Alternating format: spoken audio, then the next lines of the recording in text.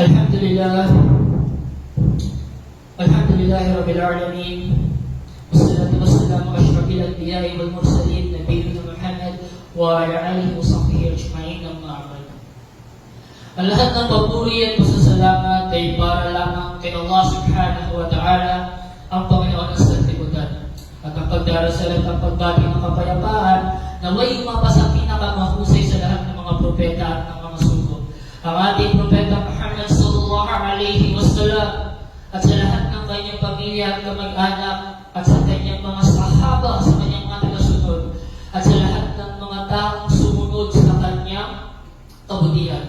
Mga kapatid, sa pananampalatayang Islam, nais kong banggitin ang isa sa mga kasaysayan na nangyari sa panahon ng Rasulullah sallallahu alaihi wasallam.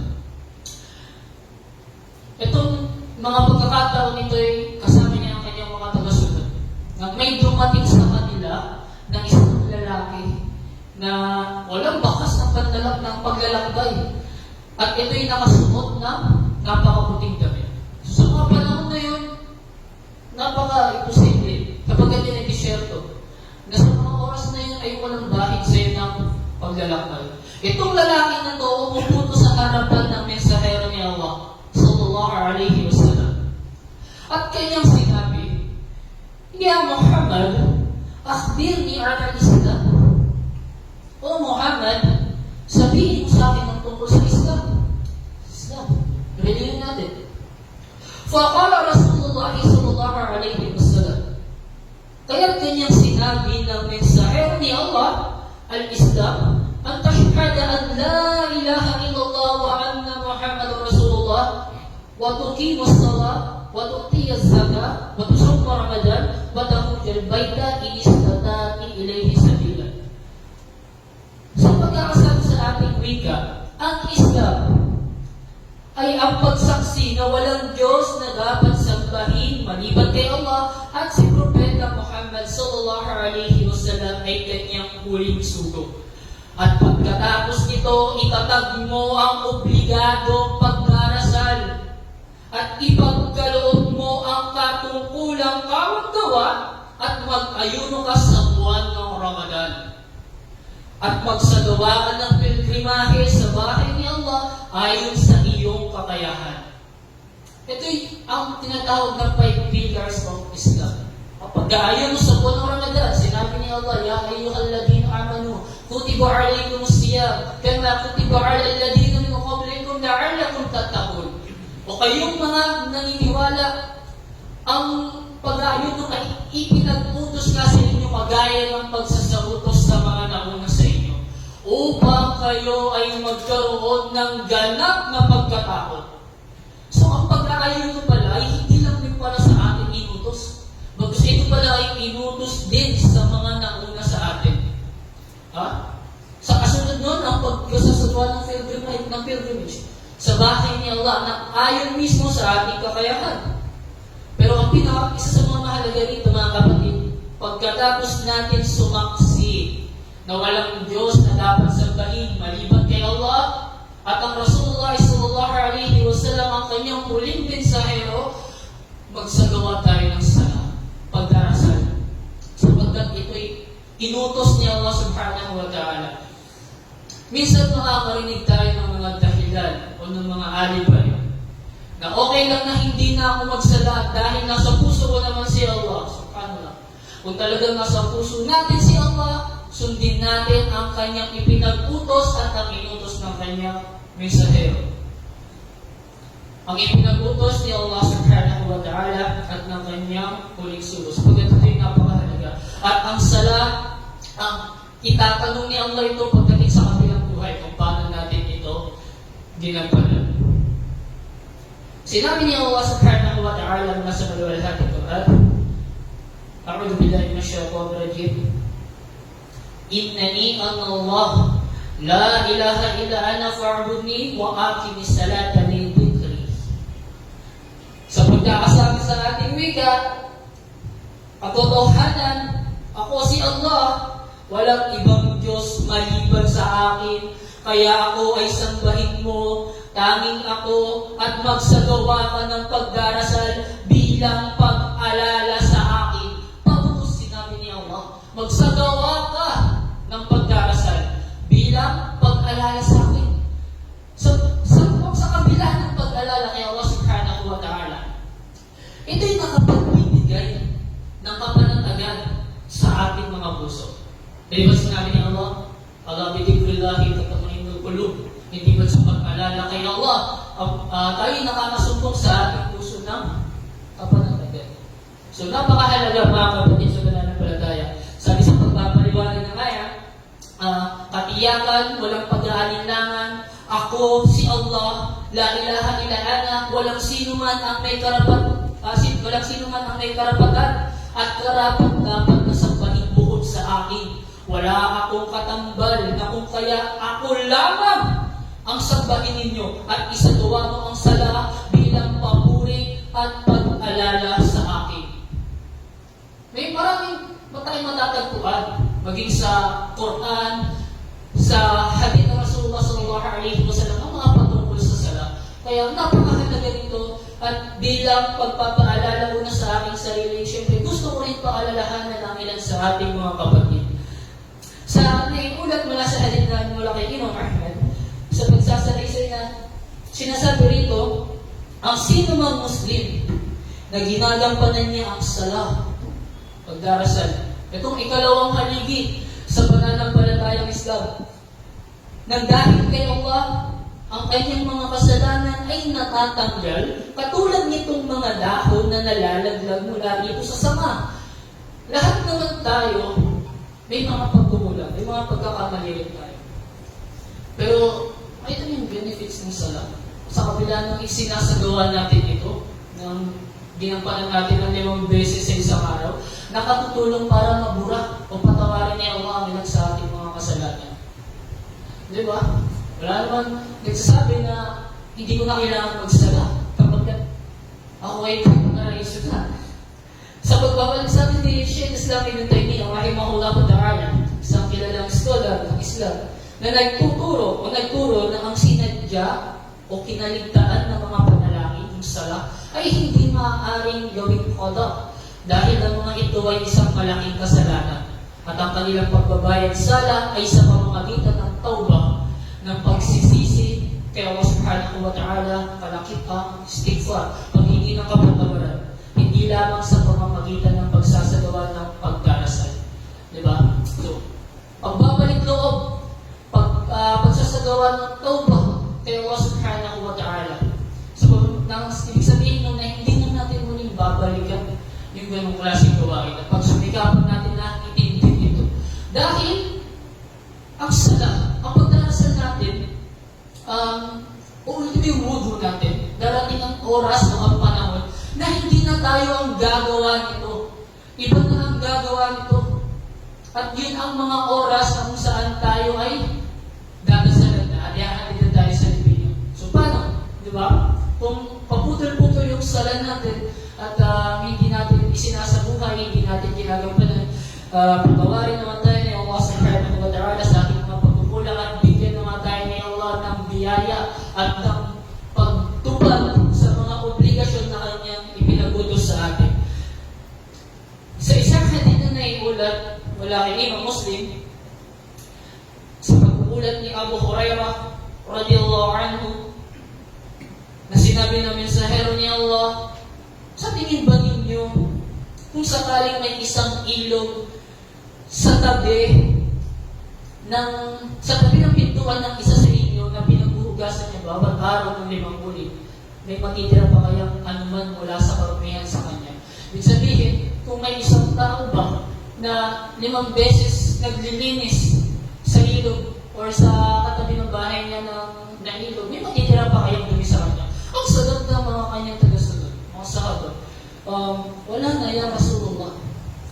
Wala na. Sapagkat 5 beses siya naglilinis ng kanyang katawan. Sa pagkakasabi ng mensahero ni Allah, kaya naman iyon ay tulad din ng 5 sala, pinapawi ni Allah sa pamamagitan nito ang ilang mga kasalanan. So, sa pamamagitan nun, ng pagtupad natin, ng obligasyon natin kay Allah, ng mga iba pang ipinagbutos niya, pagbibigay ng kawang gawa, pagtatag taguyod ng sala, tayo'y nagkakamit ng kapatawaran kay Allah subhanahu wa ta'ala.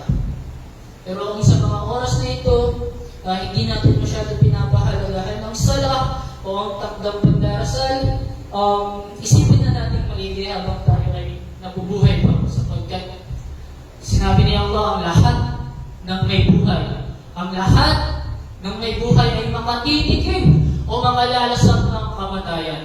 So huwag natin hintayin na tayo magsisi pa sa huli. May mga tao sa impyerno na tinanong na bakit sila nasadlak sa kapahamakan na yun. Ano ang tugon nila? Kami ay hindi kabilang sa mga nagsipag taguyod o nagsipag sa gawa ng pagdarasal. Maging sa mga nagsasala, binalaan ni Allah, fawailun lil musallin, kasawian sa mga nagsasagawa ng sala, na sa kanilang mga sala ay pabaya. Na hindi nilang inahalagahan, pinahahalagahan ang obligadong inutos ni Allah. Itong ikalawang haligi sa pananampalatayang Islam. Kung babalikan natin ang kasaysayan, ito'y kinuha ng Rasulullah sallallahu alaihi wasallam sa tinatawag na Sudratul Muntaha. Hindi ba? Nang siya ipinalit ni Jibril. At pagkatapos, nakasalubong niya si Musa alaihi salam hanggang sa nagpabalik-balik sapagkat ang inutos sa kanya ni Allah ng mga panahon na yun ay 50 times. At ito'y nabawasan, nakasalubong niya si Musa alaihi salam. Balikan mo, baka pwede mong tawaran. Bawasan, baka hindi kayanin ng umma mo hanggang sa ito ay naging 5. Pero mga kapatid, sa pananampalatayang Islam, kung tayo ay nakatipid pa at hindi pa huli ang lahat, bukas pa ang pintuan ng tawbah kay Allah subhanahu wa ta'ala. Ang awa ni Allah ay sobrang lawak, hindi ba? Mapagpatawad si Allah subhanahu wa ta'ala. Ang gagawin lamang natin ay muli tayong manumbalik sa pagkakasabi ng ating mga ulama, ng ating mga scholar, ang pagsasagawa ng matalimlim na pagbabalik loob. At huwag na natin muling balikan o gawin yung bagay na yun kung minsan ginagawa natin ang pagbitaw o pagpapabaya sa sala. Si Allah subhanahu wa ta'ala ay nagbiga mula sa maluwalhating Quran. Kanya sinabi, A'udhu billahi minash shaitanir rajim, Qul ya ibadiyalladhina asrafu ala anfusihim la taqnatu min rahmatillah inna Allaha yaghfiru dhunuba jami'a innahu huwal ghafurur rahim. Sabihin, o aking mga alipin na nagmalabis sa paggawa ng mga kasalanan laban sa kanilang mga sarili, sa mga nagsayang laban sa kanilang mga sarili, huwag kayong mawalan ng pag-asa mula sa hapag ni Allah. Katotohanan, pinapatawad ni Allah ang lahat ng kasalanan. Katiyakan siya ang lagi ng mapagpatawad, ang pinaka-maawain. Sa pagpapaliwanag ng ayat, sabi rito, o aking mga alipin na nasa kasamaan at nagmalabis na pang-aapi sa kanilang mga sarili sa pamamagitan ng pagsasagawa ng anumang ipinag-uutos sa kanilang mga sarili na kasalanan, huwag kayong mawalan ng pag-asa sa awa ni Allah dahil kahit sa dami ng inyong kasalanan, katiyakan si Allah ay pinapatawad niya ang lahat ng kasalanan ng sinumang nagsisi at umiwas sa kasalanan kahit ano man ito. Katotohanan siya ay Al-Ghafur, ganap na mapagpatawad sa mga kasalanan ng mga nagsipagsisi mula sa kanyang mga alipin na Ar-Rahim at napakamaawain at ganap na mapagmahal sa kanila. Ang awa ni Allah subhanahu wa ta'ala ay napakalawak. Sa mga oras na ito, maaari po tayong magsagawa ng pagbabalik loob. Huwag natin piliin ang mga makabundong buhay. Kung sa trabaho natin, isasagawa natin yung sala, yung pagdarasal, itong 5 obligado na ito, nagagampanan natin ito sa trabaho natin, biyaya yun ni Allah. Magpasalamat tayo kay Allah dahil hindi lahat ng mga kapatid natin ay nagagawa ito at naisasagawa ito sa mismo pinagtatrabahuan nila. Ito'y naging pagsubok Kaya kung tayo nakakapagsagawa ng ibadah, ng pagsamba, lalo sa araw ng Biyernes, ito'y malaking pagpapasalamat at ipagpasalamat natin kay Allah.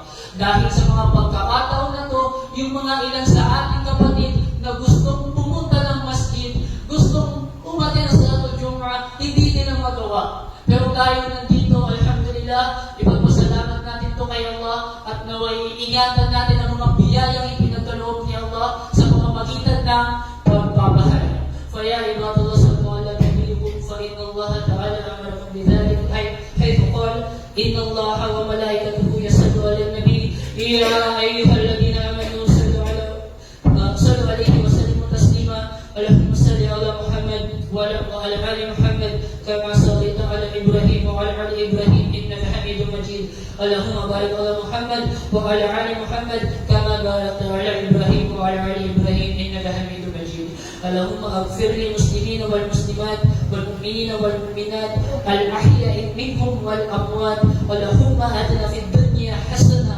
وفي الآخرة حسنة وقنا عذاب النار اللهم صل وسلم على نبينا محمد وعلى آله وصحبه أجمعين سبحان ربك رب العزة عما يصفون وسلام على المرسلين والحمد لله رب العالمين عباد الله في الصلاة إن الصلاة تنهى عن الفحشاء والمنكر.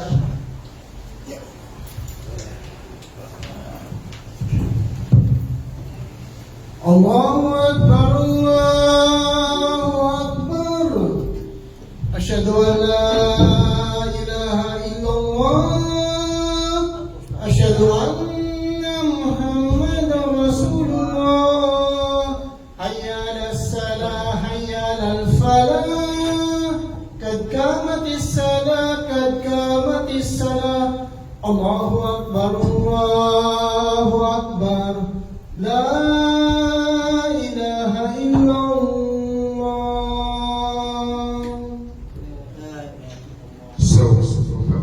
Taswiyat as-safi min tamam as-salat. Kompletohin po natin ang ating mga saf. Ito po ay isa sa mga kabilang sa pamamaraan upang makatanggap ka ng ating pagdarasal.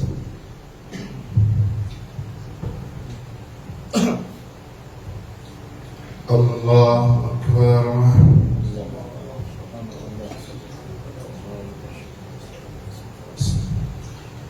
Alhamdulillahi Rabbil Alamin Ar-Rahmanir Rahim Maliki Yawmiddin Iyyaka na'budu wa iyyaka nasta'in Ihdinas siratal mustaqim siratal ladzina an'amta 'alaihim ghairil maghdubi 'alaihim waladdallin.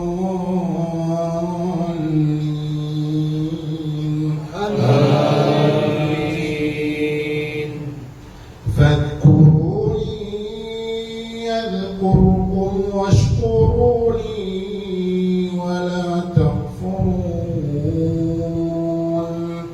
يا أيها الذين آمنوا استعينوا بالصبر والصلاة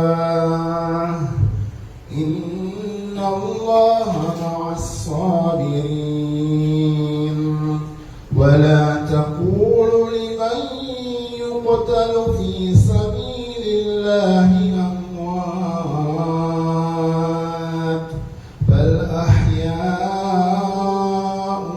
ولكن لا تشكرون ولنبلونكم بشيء من الخوف والجوع ونقص من الأموال والأنفس والثمرات وبشر الصابرين الذين إذا أصابتهم مصيبة قالوا إنا لله وإنا إليه راجعون أولئك عليهم صلوات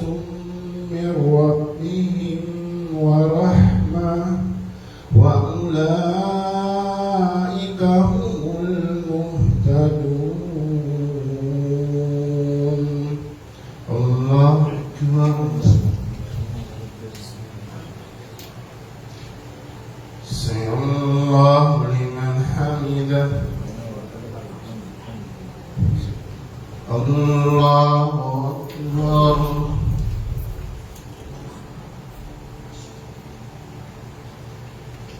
الله أكبر الله أكبر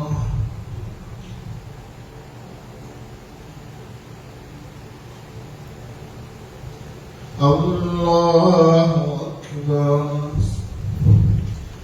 الحمد لله رب العالمين الرحمن الرحيم مالك يوم الدين إياك نعبد وإياك نستعين اهدنا الصراط المستقيم صراط الذين أنعمت عليهم غير المغضوب عليهم ولا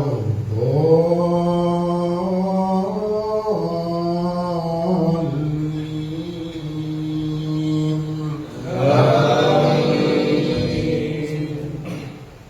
أرأيت الذي يكذب بالدين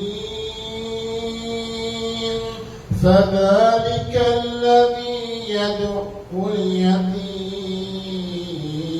اليتيم ولا يحض على طعام المسكين فويل للمصلين الذين هم عن صلاتهم ساهون الذين هم يراءون الذين هم يراءون ويمنعون الماعون الله أكبر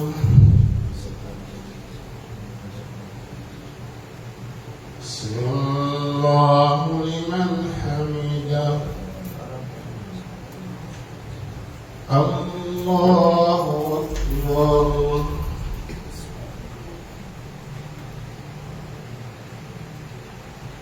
الله أكبر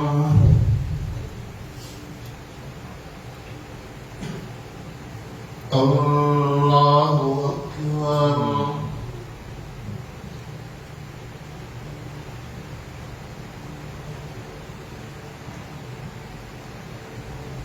الله أكبر